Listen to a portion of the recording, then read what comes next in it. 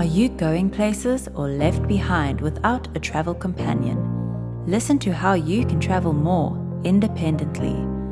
Dr. Mary Travelbest will bring you the best tips and her travel mistakes so you can benefit. Welcome to Dr. Mary Travelbest's Independent Travel Guide. This is a special episode for women like you who need a little extra support traveling the world, one woman at a time. In this episode, the FAQ is, how do I filter my drinking water? I want to be sure that clean water is what I drink when I'm traveling remote. Today's destination is the beaches of Honolulu, Hawaii, on Oahu. And today's mistake, losing a high school ring. The travel advice is about scorpions. Be aware in hot weather. So the FAQ, Tamara asks about safe water to drink. She says, how should I filter my drinking water? I want to be sure that I drink clean water when traveling remote. Tamara, that's a good question for Dr. Travelbest, who likes to be reminded about drinking water, staying hydrated. That's important. Waterborne illness is caused by invisible to the eye pathogens. The difference between a filter and a purifier is that only a purifier is effective against the smallest threats, which are viruses. And these are caused by animal or human contamination of water sources. And so there's three things to know, okay? First is protozoa and cysts. Those are like Cryptosporidium and Giardia lamblia. Then there's bacteria like E. coli, Salmonella, and Campylobacter. And then there's the third, or viruses like hepatitis A, rotavirus, norovirus. So I'm going to talk about 4 ways that you can purify your water for travel. And then I'm going to give you a resource to look them up. So there's pump purifiers, there's UV light purifiers, there's water purifier bottles, and then there's chemical purification. The thing to remember is you've got to remove the pathogens. And filters will not do as good as purifiers, but better than nothing. So see the show notes for details and more on purifying versus filtering water. Now for today's episode, we're going to talk about the beaches of Oahu and Honolulu, Hawaii. I'm so excited to talk about these beaches. Now, some of them are just beautiful with aquamarine colors and surf on the rocks. And then you're just going to see lots of great scenery. There's man-made lagoons like Ko'olina, and there's also rugged, undeveloped beaches like Yokohama Bay. They have just white sand and warm turquoise water. Now, Oahu's beaches are in one of 4 locations. Here's a summary of the 4, basically north, south, west, and east. So we'll start with the famous North Shore. That's got the surfing beaches like Waimea Bay and Ehuki Beach. It's home of the Bonsai Pipeline. And I apologize in advance if I don't pronounce one of these correct. The South Shore, you've got Waikiki, city beaches, and fun snorkeling. These are huge, wide beaches, and they're bordered with tall palm trees and lots of resort hotels. And I went there last year and just loved it snorkeling. The West Side beaches, Leeward Coast beaches, you're going to be protected from the wind by the island, and you'll find peaceful beaches with gentle surf like Colina, Turtle Bay. And the east side, the Windward Coast, you're going to find popular but unspoiled beaches like Waimanalo and Makapu'u. Some days you're going to find rainy, windy areas along the beach and rocky shores. Now, my beaches are on the east and north shores of the island, and I'm going to be going over all the island a little bit here. So I want to talk about Kailua. So it's a swimming area, easy parking in the morning. You've got the kids' beach and the lifeguards. It's not crowded. You can do sports like sailing. And Oahu's best beach, they say, is Lanikai Beach because it delivers all of those elements. It's isolated, yet accessible. And it's near the town of Kailua on the Windward Coast.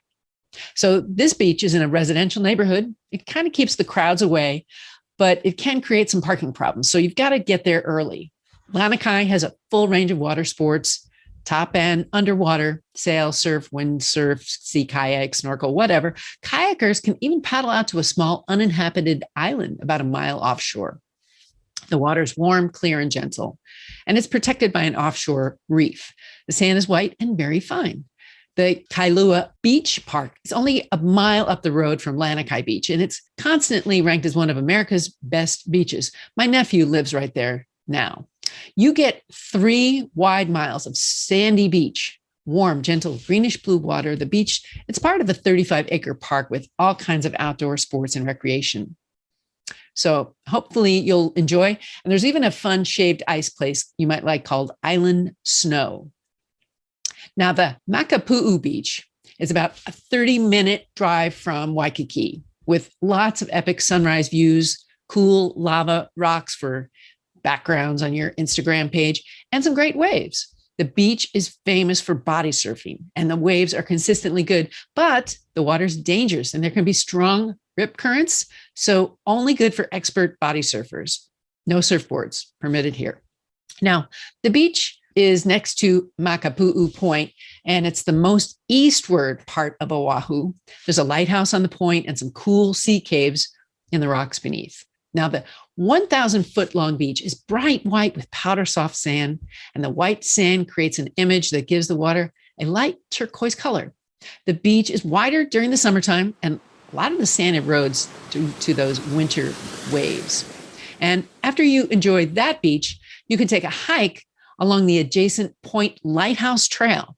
That hike is about 3 miles round trip to and from the lighthouse and gives you some jaw-dropping ocean views along the way. Now, Waimea Bay is a famous surfing spot, but the beach here is always great to visit, even if you're not a surfer. There's always something to see. Keep in mind, these monster waves only happen during the winter, and the surf is most gentle during the summer, makes for good swimming and snorkeling. But during the winter, the beach waves can be 20 to 30 feet high, some of the largest in the world. Now, Waimea Bay has good public restrooms and outdoor showers, and it's well guarded with lifeguards. The sand is powder smooth. The beach is wide. After a day of water sports, you can go get a bite with some of the locals. There's lots of food trucks that visit Kamehameha Highway near all the popular surf breaks. And the best time to visit Waikiki, I found, is early Sunday morning. There's very little traffic. You've got a Las Vegas-like hotel, the Ilokai, the Hilton Hawaiian Village. It's got lots of shops like Beverly Hills retail, including there's Harry Winston, Gucci, and Coach. And swimming here can be dangerous at times. I found catamarans just landing on the shore. They beep their boats as they approach the shore to tell the swimmers and people on the beach to get out of the way. So for snorkeling, you might want to try Waikiki area or the San Souci Beach and Queens Beach. Bring a face mask, bring snorkel and fins.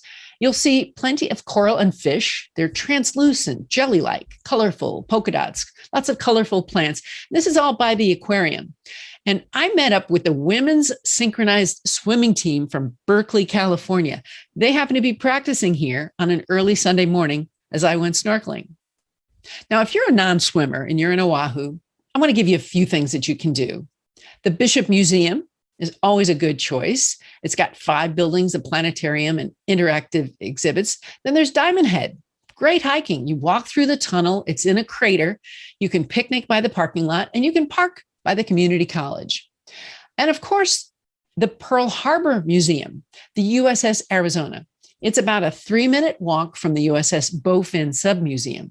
And be sure to make your reservations well in advance. Remember, honor, understand. The USS Missouri battleship was used from up until 1999, and it was built in 1944.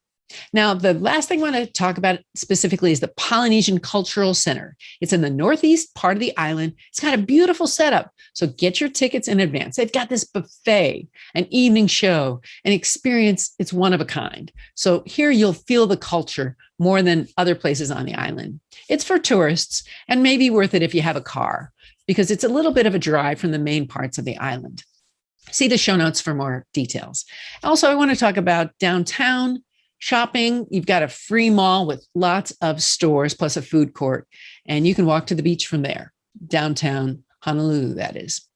And so one of the messages is kuleana, which means take wisdom and make it deep. Be good to nature and respect the land.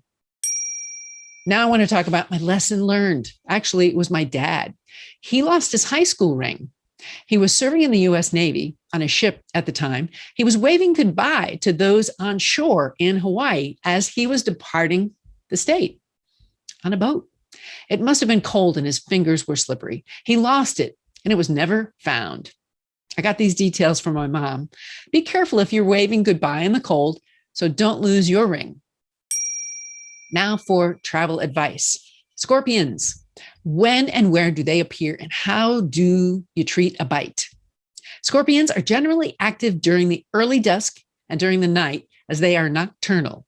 They're found in Arizona, Northeast Nevada, California, New Mexico, Western Texas, and Utah, and they have a venom that can be dangerous with symptoms such as difficulty breathing, muscle twitching, unusual head, neck, and eye movements, drooling, sweating, nausea, and vomiting, and even high blood pressure and accelerated heart rate. Some home remedies for this scorpion bite are to clean the wound with mild soap and water, apply a cool compress to reduce the pain, and take an over-the-counter pain reliever as needed. Don't consume liquid or food if you're having difficulty swallowing. Now, I'm not a medical doctor, so please get advice from your provider and see show notes. I want to bring meaning to your travel. So send me your travel tip or question to my Facebook page, group, Instagram, Twitter, blog, wherever, and maybe you'll see your tips in the next travel book on independent destinations, the Travel Independent Spectrum. What's on your travel bucket list? Tell the doctor and her team of women who travel the world seeking the very best. Dr. Travel Best, that is.